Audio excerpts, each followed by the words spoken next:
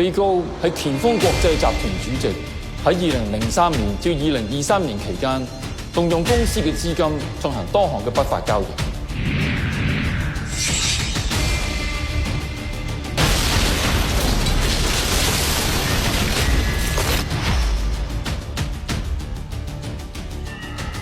自從第一宗槍擊發生之後咧，犯罪率已經飆升咗50%。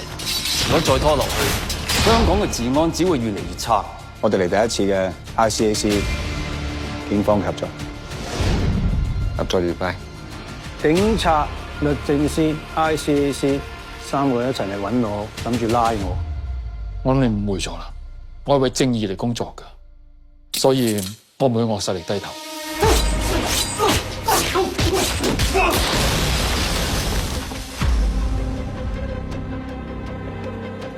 我只能夠話非常時期用非常手段，但係可能呢個係上天刻意嘅安排，佢要你行呢條路咧。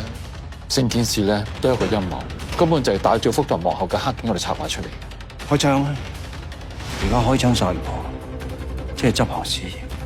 做壞事嘅人係一定會有報應，就算而家佢冇呈現出嚟，但係佢遲啲係一定會呈現出嚟咯。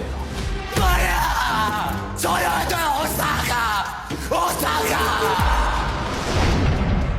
所以喺嗰個時候，我就決定，我喺呢一度跌低，我要喺呢一度企翻起身。走！啲人唔使擔心喎，因為我有好多一齊同我並肩作戰嘅執法者們。